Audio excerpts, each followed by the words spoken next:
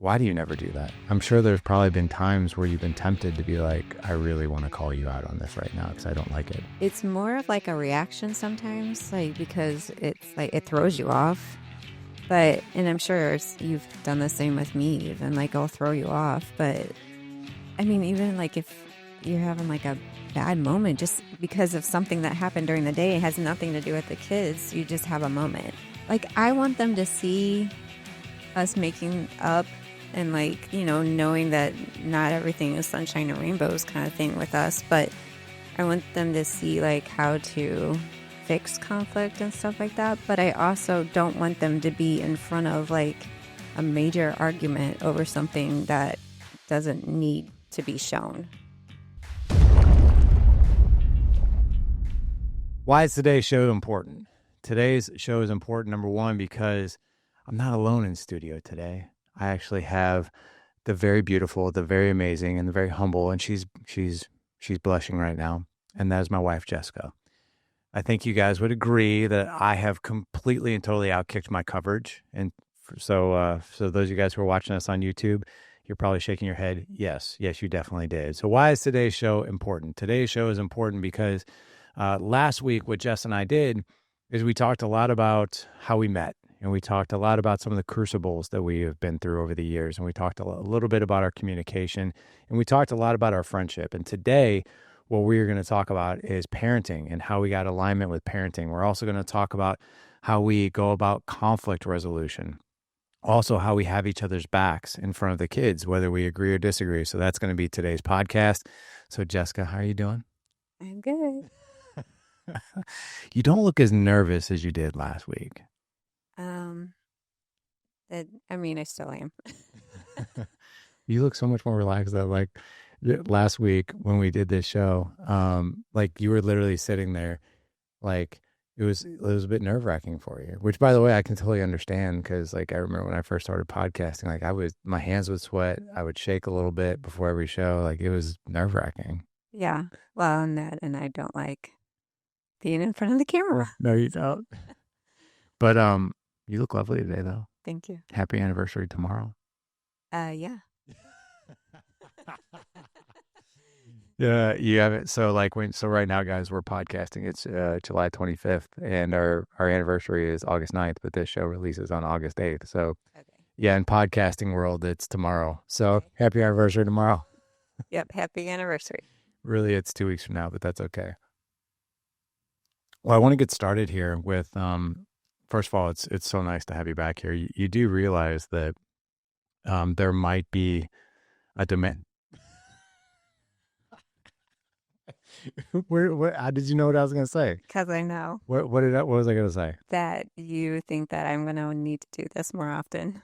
I'm thinking this might be a weekly request from the audience that we do a weekly show. We're going to run out of things to talk about. Do we ever? We've never run out of things to talk about. I agree, but according to this, we are. That doesn't give me any hope for like, are we going to celebrate year 23? Or are we going to run out of things to talk about, like just in our marriage? No, I didn't mean that we'll really run out of things to say. Yeah, no, I know what you meant. I'm just busting your chops. But, I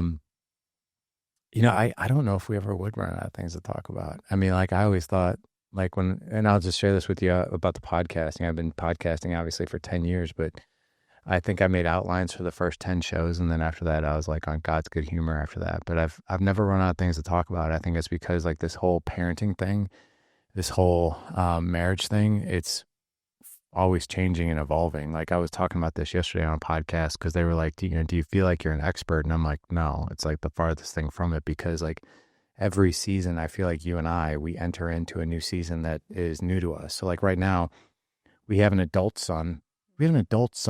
Yeah, no, he's going to be 20 next birthday. That's crazy.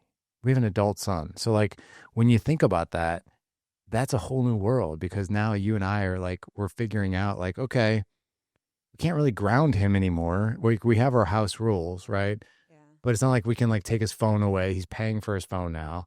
It's not like. But we could. No, right? I mean, he's still living under our roof. I feel like we could. It is our house, our rules, but it's one of those things, right? Where exactly what you just said is like, well, we could, but could we? Yeah, we could, but do we want to? It's like we're kind of in a land of uncertainty a little bit with that one now. Yeah, a lot of it's uncertain because I don't know. This is all new territory right now because of him like trying to get into his career, but also working full time. I feel like there's a lot of moving parts, and I don't know where it's going. I know. And it's like you and I were talking the other day too. It's like we're trying to help him like, get CPR certified and Correct. get into his class for fire academy and all that good stuff. And you even made a mention of like I'm really helping him with this stuff and he's kind of not pulling his weight too much lately and I just maybe I just need to let him fall on his face a little bit. Well, it's his choice. Yeah. But sorry, Ethan, if you're listening. He might be. Even get your butt going. Like he does listen to every We love you podcast. so much. We do love you so much. We love you like more than anything. But yes, you do need to like. But he is distracted right now a little bit. He's got a full-time job. His girlfriend's only here for like another month. I know, He and wants, I'm yeah. giving him that grace. But it's like it's that balance we're talking about. Like you're right. This is new territory. And it's like, what do we do? You remember when we were parents? We brought him home for the first time. And we were like, what do we do now? Yeah. And now it's like, what do we do now? Yeah. It was very different. And of course, right when we bring him home, there's a tornado. Right. Remember that? Yes. So crazy. Yeah. Yeah, we literally brought our son home and the day, like the afternoon, we weren't even home for what, an hour or two? Yeah. And tornado sirens are going off. We're like, wow, this is going to get really interesting really fast. Yeah. So yeah, I do remember that. And now we're also knocking on the doorstep of our second born, who's only gonna, he's not even, he'll be here for literally one more year. Yep. And then he's gone. Mhm. That one does not sit well with me.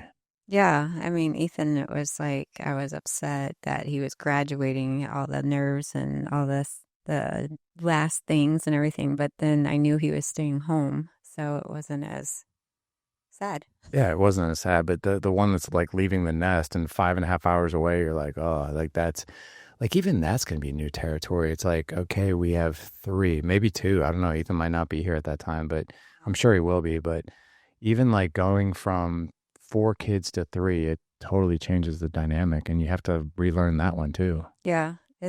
I mean, I feel like we've kind of gotten a taste from it just because Mason's been gone a lot this summer, but I don't know. It's different for It sure. is, and I don't know if we've ever had like seasons where like every season seemed like the one before. It's always changed a little bit. Hmm. Yeah. Yeah, this is definitely a huge change. I mean, I feel like all the changes with Ethan, like going into a career and schooling for college stuff, and then Mason going into college, but it's his last year for senior year, and then Lawson in middle school. I just feel like there's so much change, and Colton's the only one that it's not going through too much of a change right now. Not yet. Not yet. I mean, there is a little bit of change, but because he now gets grades, but Right. It's true. Well, let's dive into this will be the second podcast of like, for the next 5 years we're doing it weekly. So see how I slid that in there, but yeah. you're like, yeah. Yeah. I'm actually surprised I didn't get a I know your hmms. So let's talk about this first. One of the things that I think we do pretty darn well as parents. It wasn't always so. But for as long as I can remember, I think we've had this one locked in, but it's something that I've seen other parents really struggle with and other couples struggle with, and it puts a lot of strain on their marriage. And that is the different styles of parenting, like the alignment that we have. Like you've got your way of like disciplining, like I'm talking about normal, like people outside of our relationship. Like, hey, the wife has her way of wanting to discipline and parent, and the dad has his way, and each person comes from like their own childhood and experience of why they think that style is right, why they think that the other style is wrong. You and I know we've gotten alignment on parenting before, and I don't know if it's actually because of like all the work we've done over the past 10 years. I mean, I know I've been doing a lot of work on the podcast, but I say we because a lot of things that I've learned in the podcast and things that you've learned, we've really done a good job, I think, of coming together and like, hey, like, what do you think of this? Or what do you think of that? We should implement this or that. But it seems very easy to parent with you. And I don't know if you feel the same way, but that's how I feel. And what I want to do is I really want to unpack, some of the things that we do that maybe come easy that don't to others. But do you feel the same way, or has it been harder for you? And obviously, just be really honest. Um, yes, I do feel like it's been easy. I feel like we both didn't know what we were doing in the very, very beginning, and I think that's why we took the love and logic class. Yeah. And I think that helped a ton because it was more of a so I don't know, like so you weren't battling with like certain things even with your kids because like you were giving them choices of what you wanted and it was still their choice, but it was like two choices that you as a parent wanted for Yeah. them. Yeah. So it was just like little tricks that I feel like really helped us in the very, very beginning. And then now I just feel like with stuff that you've learned through your podcasts or like, I don't know, I think we even did like 3, 2, 1 magic. We We, did. we did all kinds of crazy stuff. Now I think that we've had bad seasons, you know, like, like Mason went down a little bit of a rabbit hole with some stuff and we didn't know what to do and how to parent that. But I feel like we came out stronger with everything and we just kind of like made ourselves more knowledgeable with things. And I feel like we just kind of did it together, which made it helpful. As you say that, we did it together. I think that's one of the biggest advantages that we've had. Hmm. Like even as I think about it, I know what season you're talking about with Mason, and like his when he was 11, it was that was a tough year for us with him. And one of the things that I thought was even as I talk about this, like just some things are really emerging. Like there was never a power struggle between you or I. Like you and I don't think we were trying to like this is what's going on, and my perspective is the right perspective, and we both I think did a really good job of hearing each other's concerns about what was happening. And I think we were both also humble enough to be like, I really don't know what to do you? And I think we were Yeah. versus like the other person being like, well, this is what I think we should do, or let's go be, some person's trying to be the expert. But I also think we removed our egos to be like, well, let's go figure this out. Let's go get some help. Like I think, we went through some counseling and he went through some counseling, and I think there's a lot of people that are afraid to take that plunge into like let's get help outside of this, because I think number one, there's like an ego that needs to be removed, because if we're like, well, crap, if I can't help my own kid, then what kind of parent am I? Yeah. And I think one of the things that you and I have done that we've talked about, like, so we did Happiest Baby on the Block, we did 1, 2, 3 Magic, we did Love and Logic. When kind of storms would happen or bad seasons would happen, we'd bring other help in. Perhaps that's probably one of the biggest things that's helped us the most is being Yeah. able to do that. Well, that and like I talked about last time of communication, like I don't feel like you realized the severity of some of the stuff I was going through with Mason in the mornings for school and everything. And I just remember I was in such a bad place with it. And I don't think you realized how bad it was because you're like, well, I gotta work. I gotta work. And I can't help you. And I was like, I know, but I need some guidance here because I couldn't even get him out of bed for school. It was hard. And I think once we talked about that, then we knew that there needed to be bigger steps to be taken. So, Yeah, and I think I think you coming to me and talking to me about that stuff, and I remember because like the days you would have the most trouble were usually the days I was like traveling and I was gone already for the day, or sometimes, but yeah. you started early and I had to get him on the bus and he was almost missing the bus every single Oh my day. God, I do remember that. Yeah, and you know what? And to come back to that, you know, and just call it like it is, that probably wasn't the best support that you needed. Like, well, I'm tied up in the morning, like I can't help. Like, Yeah. and honestly, like that couldn't have landed well for you. No, it didn't. That's why I talked to you about it because I mean, I'm not gonna lie, I had many mornings I just sobbed because I could not get him going because it was such a power struggle. Yeah, But I feel like we came out really strong with everything that we learned and what we did for him and helped. But we tried different things. I remember like doing like motivational stuff before he would get out that's of right. bed and everything. We did all kinds of crazy, like Forgot about that. things before we leaned it on what was the right thing for him. Yeah. But it ended up being some medicine the doctor gave him Yeah. that was causing a lot of problems. It was a medicine he was taking at the time that was really the catalyst for everything that we were fighting, and we just didn't know it.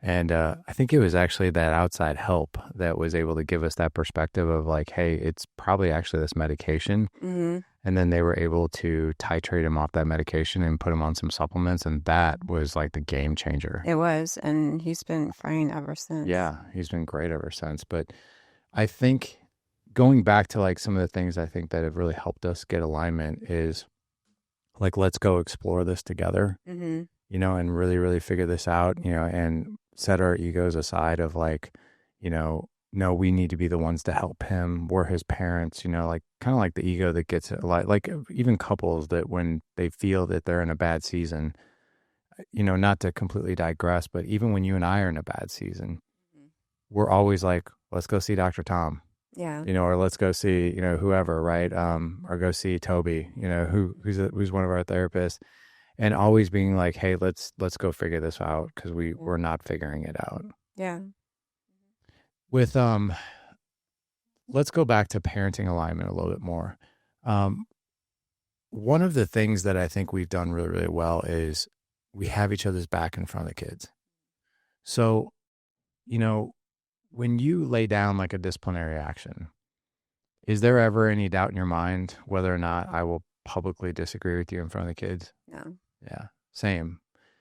But I also know that if I've done something that you don't agree with, because I know you so well, like I know you're like, that was a bit harsh, but okay, I'll talk to you about that later. Yeah, but I also don't say that in front of the kids. I kind of quietly say that to you as I'm walking past you. You do, or we go in the other room later on the night and we talk about it, and Yeah. then the cool thing that I think we do is we come out as a combined unit if we decide to make a change in something versus like, well, I talked to your mom and she said this and she said, so we never, I don't think, get out of that alignment. Right. We come in as a team, which I Yeah. think is good. Yeah. Can you think of it? Can you actually think of a time where, I laid down a disciplinary action? You're like, damn, dude, that was harsh. And then the kids would look at you and be like, well, what do you think of that, mom? Or they would go and talk to you, and you're just like, but you were just like, wait, well, whatever he said. Yeah. I know there's been times like that, but the only thing I can think of is like right when you hurt your knee, I felt like you were kind of in a frustrated state. And the kids would come to me and be like, why is Dad so upset? I'm like, well, he is injured. But it was almost like anything they were doing, you were kind of taking out on them a little bit or me. And they were asking like what was going on. But we're always really good about being like, Dad's going through something. This is what we need to do. Like, like he'll get over it. And you always, always come back and you're always sorry about it. Like it's not like you're like mean and then all of a sudden, like it just continues on. There's never been a time like that. But I can't think of anything like you disciplining them and then they come to me. You know what I Yeah. mean? Yeah. No, I agree. I can't remember the specificity of it, but I remember sitting at the kitchen table and you laid down a disciplinary action. I was like, holy crap. Like that was extreme. And then I can't remember who it was, but one of the kids were like, they looked at me like, they didn't say, what do you think of that? Or, is that, but it was something along those lines of like, is this a decision? And I looked at you and I was like, she said it. So yeah, that's the decision. In the back of my mind, I was like, I'm going to talk to her about this one. Like, cause this is harsh, but I'm not going to do it in front of the kids Yeah. because yeah, I that's, guess there was that one time, I forget what it was. I don't know if it was Ethan or Mason, but you like took away so many things. I'm, and I would do it over like the span of days. It Like, was like a yeah, month. yeah. I would like add to It was punishments. it was Ethan's grades. So yeah, like let's talk about that because I would be like, I'd be like, hey, you can't have your phone, and then like the next day, I'd be like, oh, yeah, you can't have your phone and TV. Oh yeah, and Yeah. oh, by the way, you can't. Like literally, I was like putting them in. Until he got his grades up, which Yeah, it lasted forever, and it was hard for him anyway with his grades. Like I was like, that's a little long. yeah. That was the one time that it was like he came to me. He was like, I don't, you know that I have a hard time with my grades, and he had a hard time processing things, and yeah, that was a little tough. That's no excuse. Get back in your room. Bread and water for you until your grades come out. Yeah, that was a little harsh. It was, but you did talk some sense into me, and I do remember. I think we came to him as a combined unit again, and we were like, hey, we've talked about this, and this is what the consequence is going to look like. So Yeah. I do have to tell you though, I want the guys in the audience to hear this, but also forward this to your wives if you want this particular part. The one thing that I really appreciate about you as a woman, as my wife, as the mother of our kids, is you never emasculate me, you never disrespect me, and you never challenge a decision in front of the kids in a derogatory, disrespectful way. Like I know so many guys who, when they're like, "Hey, um, they'll say something like, hey, you got all D's. Well, you know what? Your phone is going to be taken away for 3 weeks." And the mom will be like, why are you always so hard on them? You can't do that to them. Like, what is wrong with you? Like, why are you so mean? You can't do that in front of the kids. Mhm. So it completely like goes against the guy and it completely disrespects and emasculates. Like you speak to a man like that, especially in front of the kids, our three basic needs of appreciation, respect, and physical affection, the disrespect publicly is like literally one of the worst things you can do to us. You never do that though. Yeah. Like you never do that. So my question to you is, why do you never do that? I'm sure there's probably been times where you've been tempted to be like, I really want to call you out on this right now because I don't like it. I feel like I have though that at times. There's been a few times I've said something and you're like, why did you say that? But Oh yeah, yeah. It's been minimal. it's very minimal, but it's more of like a reaction sometimes, like because it's like it throws you off. But and I'm sure you've done the same with me, even like I'll throw you off. But I mean, even like if you're having like a bad moment just because of something that happened during the day, it has nothing to do with the kids. You just have a moment. But I don't know. I feel like that stuff, like, I want them to see us making up and, like, knowing that not everything is sunshine and rainbows kind of thing with us. But I want them to see, like, how to, like, fix conflict and stuff like that. But I also don't want them to be in front of, like, a major argument over something that doesn't need to be shown, Yeah. if that makes sense. No, that makes total sense. I think conflict resolution, because I want to talk about that as well. So I think just to pause for a second, you and I have had slip ups in the past Mhm. of like, calling the other one out, like it's just in a reactionary way. But I think it's been super minimal. And, but we've also addressed it right away. Mhm. Like, hey, like when you say that in front of the kids, like this is the way it feels for me. And Yeah. you've always been super receptive to that. And I think I have too. It's like we, again, kind of slide the egos to the side and be like, well, I can understand that. Yeah.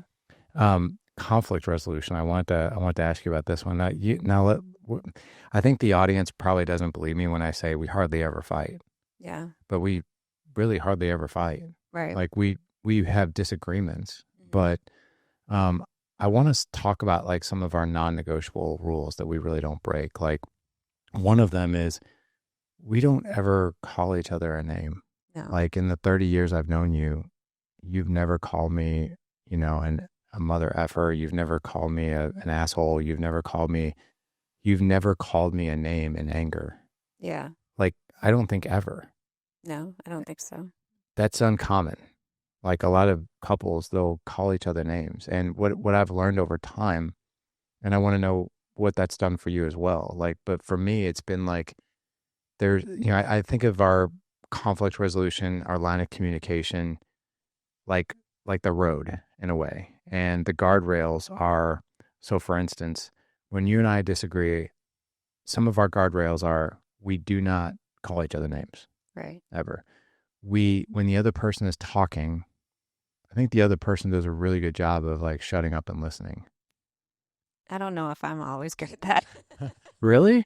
I think you are.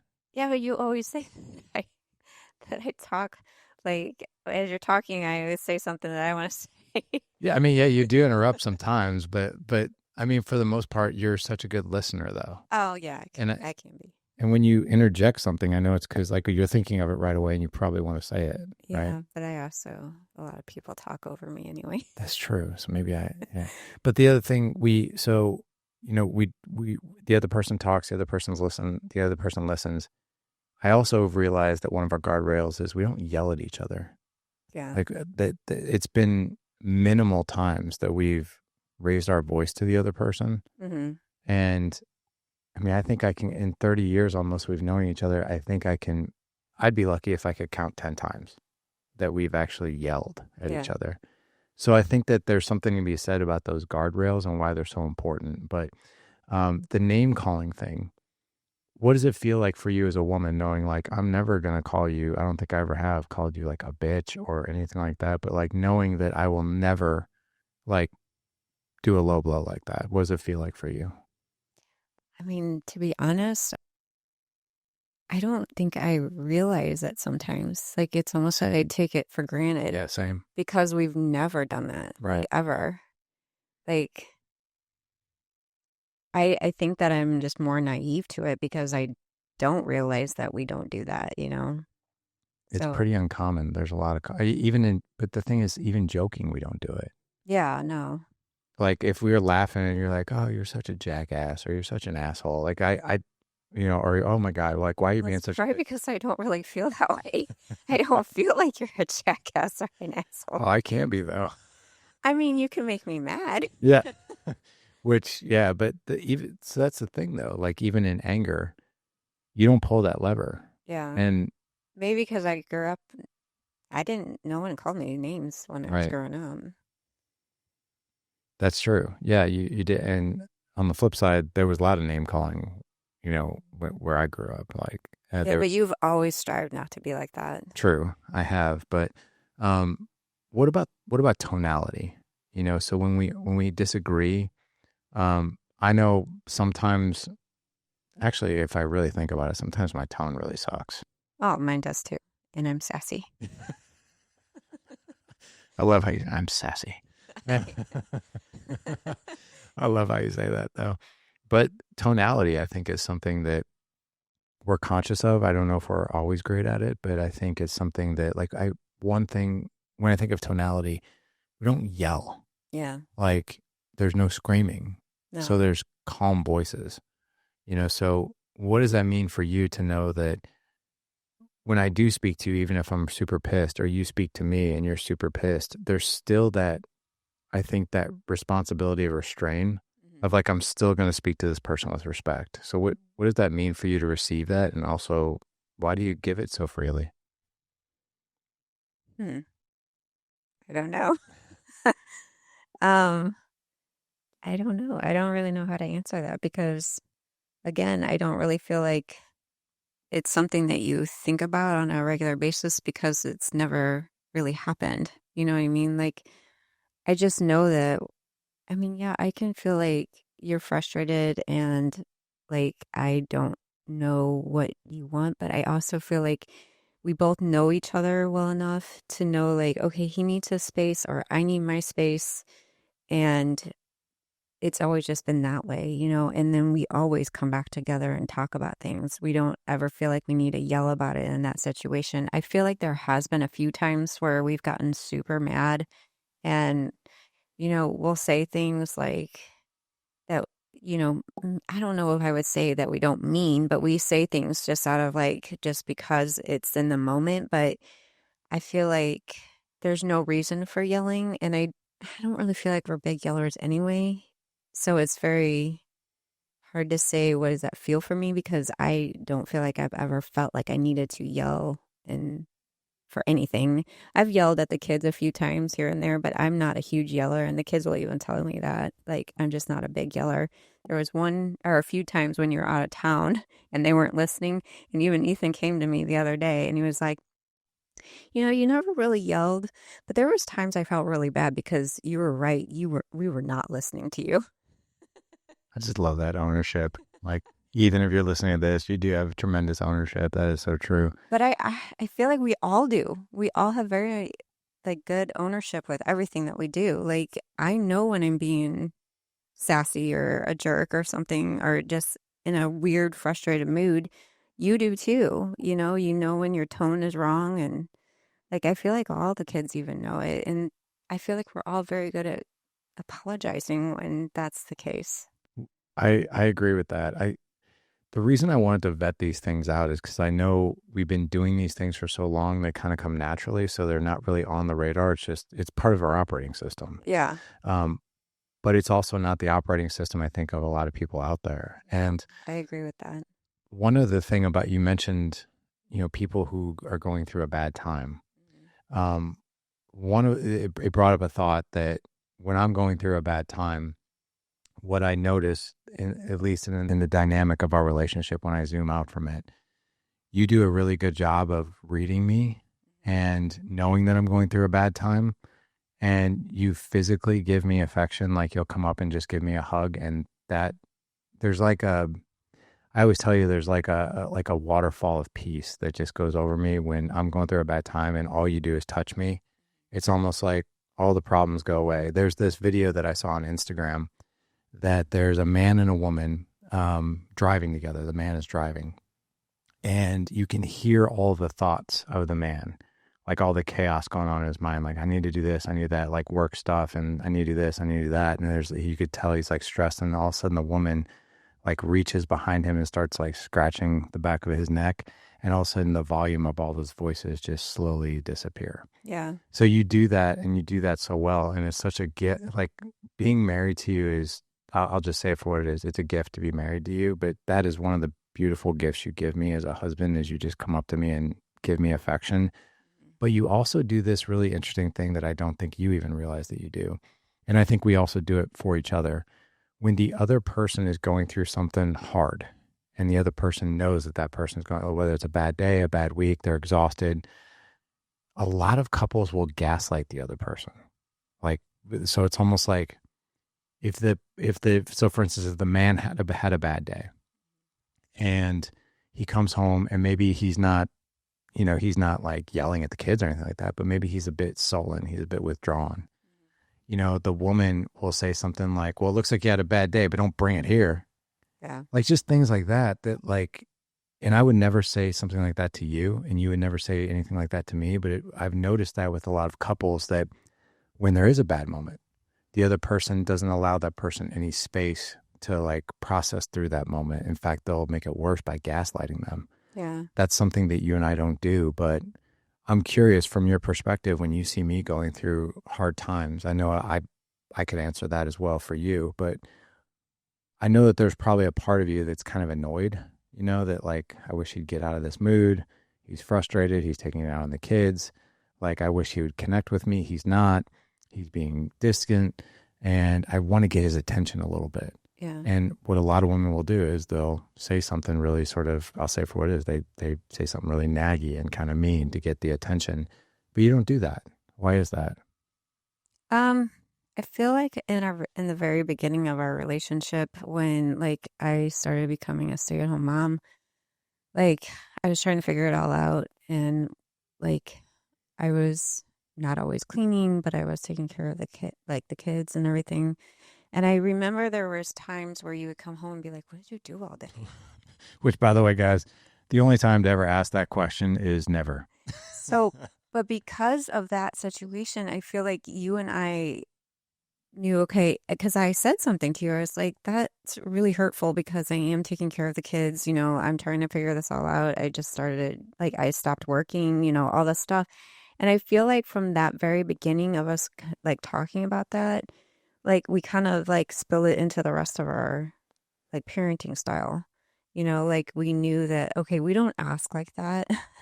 And we've always known to, like, not use the word always and never. Right. So I just feel like those are just little things that we've learned along the way, and we've just kind of implemented it through everything that we've learned. That is really true. So I think you bring up also a good point. It's just side note of like never globalizing, you always do this, you never do that, which Yeah. is there's no truth to that, Right. ever really. But yeah, you're right. I think that um, there are ways to talk to the other person without, yeah, because if I could go back and do anything over, like I look at me coming home and asking that question, like, oh my God, you were such a jackass. Like, why would you even ask that for crying? Like, But we didn't know any different sure, either, you yeah. know? I mean, like, I remember that time when the two older ones were little and you were staying at home and I'd be out working all day Yeah. and I'd come home and like seriously, my screwed up version of a stay at home mom was like, oh, you have like all the freedom in the world to kind of do whatever you want. And like, it was the most idiotic thing to, to perceive it that way because Yeah. like, if you stay home for even one day with your kids, like, like, I'm like, okay, like I'm going to try to get some things done, but I'm going I to, think it also helped though, like when I decided to try to go back to work and you saw how much I did, you were kind of like, okay, I you get need it to now. quit. You did. You I told me did. to You quit. need to quit. So I did. Yeah, I remember that. It was like, I think you worked for what, 5 days? I think it was 3. Something like that. Yeah. Yeah. And it was like, I thought we could do it, but Yeah. it is unbelievable, like how much you do. Yeah. It really is. So I think those guardrails of like coming to the person, I think with a good tone, even being curious instead of being accusatory Hmm. is really important. There's one other thing though that I want to talk about as it relates to conflict resolution. Um, I'll never forget. Do you remember us sitting out on our deck? And this was when we kind of first moved into this house. And you and I were having a disagreement. I still remember where you were sitting, where I was sitting. I don't remember what the disagreement was about. And Ethan walked upstairs because he was playing outside and he stopped and he's like, are you guys fighting? Because he felt the tension between us. We weren't like yelling, but he could feel tension. And we're like, we're having a disagreement. And he's like, are you guys going to get divorced? Yeah. You remember that? And Yes. and I remember I'm like, you know what? We're having a disagreement. Have a seat. Watch. I want you to watch this. Right. And I don't remember what the disagreement was over. Do you? No, Do you remember that? no. I remember sitting out on our deck and I remember Ethan coming up and saying, "Are you guys getting a divorce?" Yeah. But because they've actually said that a couple of times with us because they don't hardly ever see us fight. And when they do, they think, oh God, they're going to get a An divorce. end. Yeah. But I remember, I don't remember what it was about, but I remember we worked it out and Yeah. we compromised on whatever it was. But I remember looking over at Ethan and be like, what did you notice about this? And he was very observant. He said, well, no one yelled. Hmm. I was like, yeah, we don't yell during disagreements. It's like, what else? He even said, I remember this. He's like, when the other person spoke, the other person didn't speak, and that was his way of saying when the other person spoke, the other person listened. It's like, yeah. What else? And he goes, you didn't call each other names. Those were the three things that he said. And I was like, yeah, we don't. And I was like, and I think I said something sort of smart aleck, like, this is some lessons you should learn when you fight with your brothers. So you don't have Right. to yell, you don't have to call names, and obviously we don't hit. But I think what you and I do, at least when you come to me and there's some sort of disagreement, I don't know if you do this, but when you give me feedback or when there's something to be said that maybe I did or it could be a triggering disagreement, it could turn into conflict. The first thing that I do is I ask myself, is there truth to this? Hmm.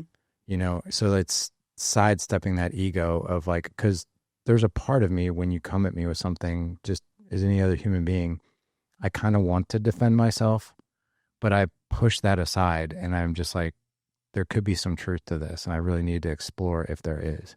So, I don't know if you do the same though, but that's always helpful for me to ask myself, is there truth to this? And the other caveat that I'll say to this, and I know I've said this to you in the past, is if it's something really, really big, sometimes what I'll say is, I'm not exactly sure what to say about that right now. I need to like go for a walk for an hour. I need to go to the gym. I need to process through it. And then I'll come back. Right. Yeah. Um, I feel like that. that's been a recent learning though of what we've learned about each other because I remember like you would just kind of walk away and not say where you were going or what you were doing. And then I just asked, could you just tell me what you're doing now? And I feel like that's pretty recent that we started doing all that. I don't think that I'm the one that like feels like it. I question, is there some truth to this? Like when you talk to me about something, I usually just listen and then I have to go process it, kind of like you do. But I don't think about, okay, is there truth to this? But yeah, I guess, I mean, a lot of times there is. But Yeah, there usually is. yeah. So, but and that's hard for a lot of couples Mhm. to, because what we usually want to do is just fight and defend. Well, and there's times that we do defend, like if you feel really strongly about, no, that's not really what happened. I mean, because I feel like there are just times like you're like, no, I don't think you realize that this was what was actually going on. You know what I mean? Yeah, and then So, you do the same for me. yeah. I think you do that for me probably more. Like, you really don't realize what was actually happening. Like, Yeah. And I mean, I can think of an instance right now, like the the trash. trash. I knew you were gonna say it. Yeah. Yeah, tell that story. So it was winter, and Ethan was in shorts and no shoes and socks. And we were cleaning up the kitchen, and he was helping me with the trash and all this stuff. And I put the trash right outside the door of the garage. And he's like, I'll take it out. I said, no, don't take it out. I was like, you have no shoes and socks on. It's really cold outside. I was like, I will get some shoes and socks on in a little bit and take it out. Well, you were gone and you came out and you're like, we have boys around here. Shouldn't someone just take out the trash? Why do we have to leave it at the door? And I was like, well, you didn't know the situation, so let's calm down a little bit. I remember that, and yeah, had no idea that conversation. I can't remember where I came back from. It doesn't really matter, but I wasn't home, and the first thing that I saw was this trash bag sitting outside, and I'm like, "Dang, dude, these four boys, like, come on, like, take the trash out." Yeah. And then I came in like guns blazing, and I think this is a perfect example. It's a perfect scenario. I came in guns blazing. I was like, guys, like, what the heck? Like, Ethan, like, take out the trash. Like, I think I was even like, who put the trash out You there were. and didn't take it all the way around? That's lazy. I think I even was like, and I was like on a bit of a tirade. And I think you were like, hang on, I was. you don't know the whole story. Let me just take a second. And you were so calm about it, so respectful, and so like you met me kind of where I was at. And I think what a lot of wives would do, or even husbands in that situation, be like, hey, like, what the heck? Don't come in here like that. Like, Yeah. what is wrong with you? You don't know the story. You don't know. Like, and then it would turn into a fight. And then the way that person's being spoken to, who's already in a pissed off mood, would probably fight back. But you have this way, and I think we do this to each other. I don't think it's just you. I think it's both of us can play this part pretty well of like, hang on, Yeah. before you get upset. Right. Let me pull you aside here, okay? Like, and then after you told me the story, I mean, I was like, oh shit. I was like, I need to go apologize. Like, and I did, and I was just like, I went to Ethan. I was like, I'm so sorry. I did not know y'all had just had that conversation. That was dumb. Yeah. So yeah, I think that there's maybe, and that's the final thing about conflict resolution. I have full faith in you, and I hope that you have full faith in me, that when wrongdoing is brought to the surface, the other person's like, that we're not afraid to eat humble pie and apologize. Yeah. So I'm sure you've noticed that too. Hmm. And I think that's why we get through things easier Yeah. because we know that about each other. I don't know how we are like that. I just feel like from everything we've learned in the past, we've just kind of continued that. Yeah. I mean, I'm not going to say it's always amazing. I think sometimes people think that we just have it all together. We don't. No, we don't.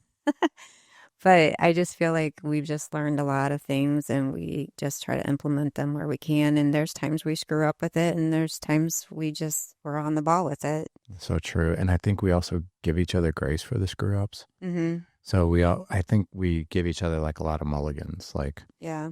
you know, I do want to share one other thing too, real quick, about having each other's back. I mean, I know like I've gone through seasons where I've been quick to temper. I've had things challenge me, and the kids have come to you and we're like, "What's up with dad?" And you've always been good about like, give them some grace. This is what's going on. It's not you. And then you're really, really good about having my back. I remember when you were going through your struggles with weight and the kids were coming because you were quicker to temper. You were irritable. You got pissed pretty easy, and the kids would come to me and be like, "What's wrong with mom? Like, why is she, angry?" And I would tell them the same thing. I'm like, "Hey, people go through bad seasons, and mom's in a season right now where she's fighting a lot of things, and it's a frustrating time for her. But don't worry, she'll be just fine. Right. And we just need to give her a little bit of extra love and a little bit extra patience right now versus like, yeah, I know she's a real pain right now, which I know you don't do that to me and I don't do that to you, Right. which I think is important. Yeah. Well, let me ask you this as we wrap up. Tomorrow is our anniversary, 22 years, 23, 22 years, 22 years. Yeah. It's crazy. What's been some of your favorite moments of us being married or us being together? I feel like there's a lot. Um, I don't know. There's a lot of stuff that I just really enjoy about like what we do. Like I love just sitting out on our deck or something and just chilling. We don't do it as often as we used to, but we have like a lot that we do to come together as a family. And like when we started planning experiences or stuff, I feel like we've really enjoyed a lot of each other and everything that we do because some of my favorite memories are on vacation or going to a coffee shop and just hanging out with you. Or, we used to call it pillow talk where we just talk for hours before bed or something like that. I just feel like it just, those are some of my favorite memories of just us being together. It's like just the simple stuff. It is the simple stuff.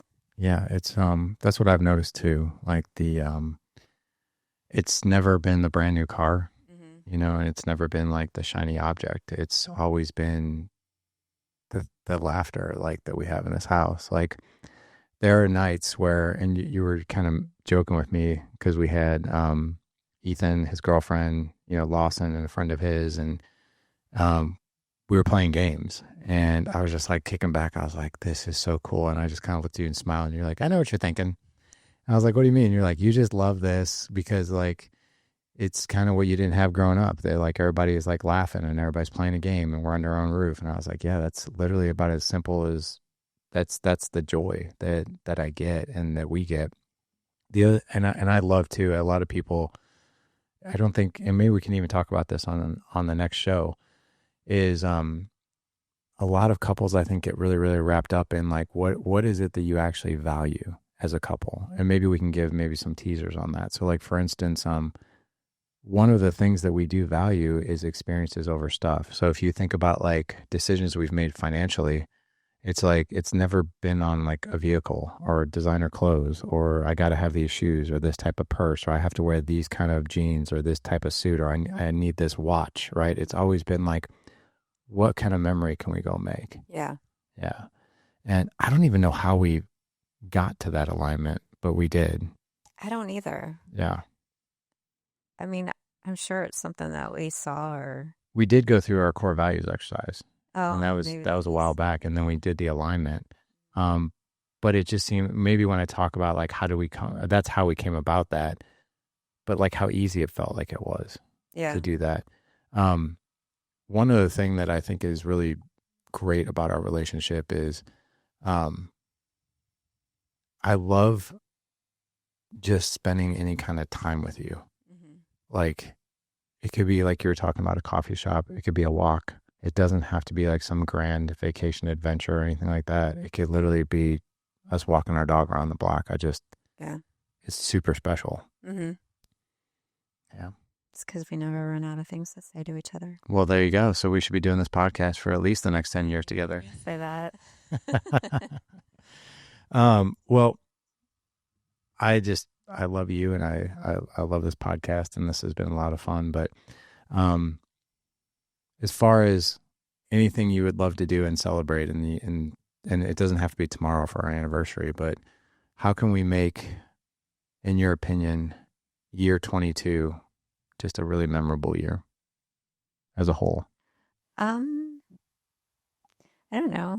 I look at the fact that like you were hurt this year and for the summer. I would like to just be able to do a little bit more of the activity stuff that we like to do together because you weren't able to do stuff. Like even for your 50th birthday, I felt like I was clueless because I was like, well, you don't want to really be around crowds because if someone knocks you over, or you don't really want to go to this type of thing because it'd be too much walking, or you know what I mean? Like it was really hard. I Yes. still feel like I didn't do much for you 50th. That's like It's okay. just, and then your present fell through. So It's okay. we have to do a redo. Hey, I'm always up for a redo, but oh my gosh, as you're saying this stuff, it's like I'm married to this old man. Like I have to make like handicap crippled type of decisions now because he's way too old. But No, that's not it at all.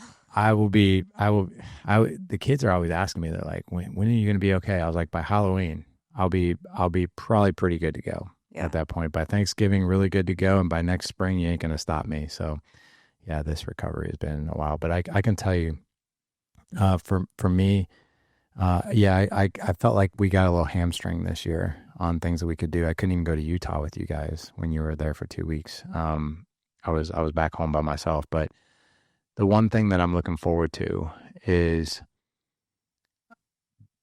whatever adventures we're going to be going on in the next year. Cause I have a feeling and they're not planned yet, but since this is Mason's last year here, Yeah. the one thing that I think we should get some urgency around is like, let's close out his last year here with like a bang, and let's really do some cool stuff together. Because next summer is going to be our last summer, and I even think we look at next spring, you know, of like what we could do, because we're not going to really have any sports or anything like holding us back in the spring. Yeah. And like, how can we make maybe his last 6 months and our family's last 6 months with him here like incredible? Yeah. I So agree. yeah, well, I love you. Love you too. Gentlemen, here's what I'm going to do. I'm going to point you in the direction of a resource that has really helped me and Jessica, and that is, I think you can agree that one of the things that is good for our conversation is the questions we ask each other. Yeah. Like you always find us asking each other like outside the box questions, you know, which has been fun. Yeah.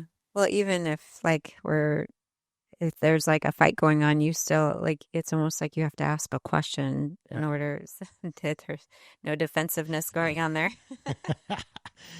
Right. I always I listen to every now and again. Oh my God, Charlie Kirk.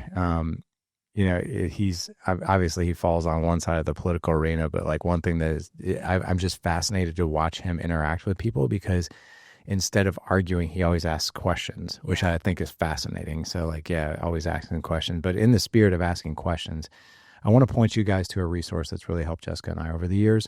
And that is, we don't really ask, how was your day? You know, we like, especially on dates, we like to ask each other really outside the box questions. And a couple of years ago, I developed this PDF and this training around 25 intimate conversation starters. And it was the first 25 questions that I created, and we started using them. And so if you guys go to thedadedge.com/25 questions, you'll find a PDF in there with 25 intimate conversation starters that you can ask your wife, and you guys can go on a date and go back and forth. It also comes with a quick video training of why these questions create depth, and they create connection, they create intimacy and story and detail and conversation.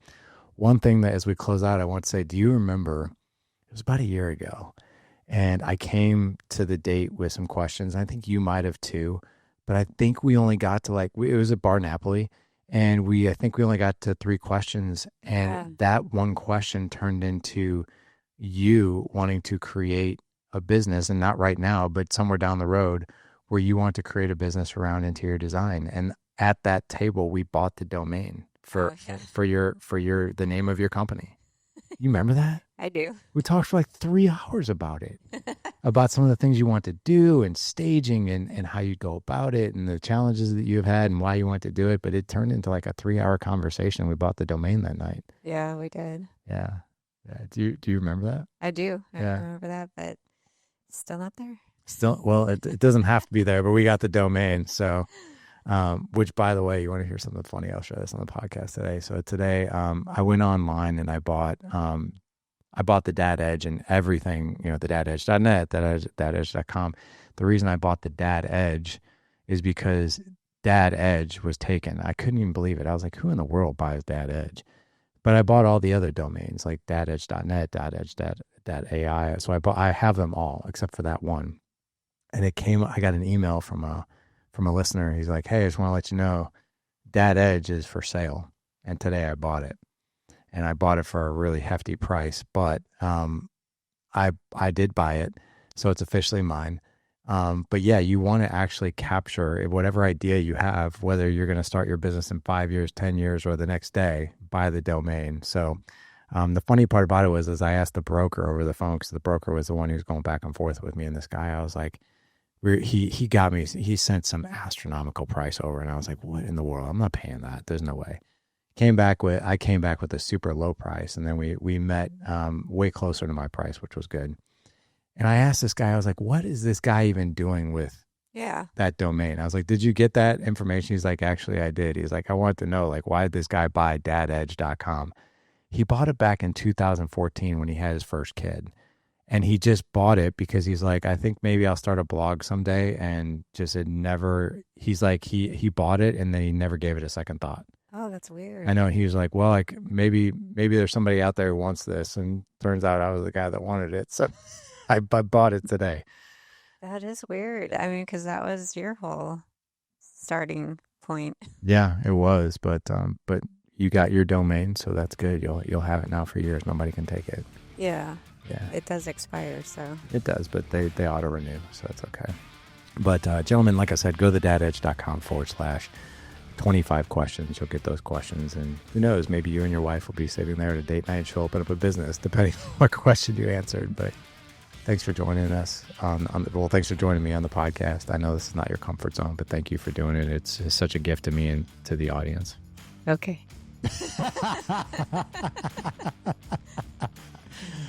Oh, and You're welcome. That is my wife right there. If you know her like I do, that is like the most endearing thing in the world, which you just said. So, but thank you. All right. Love you. Love you too. Gentlemen, go out. Live legendary. Take it.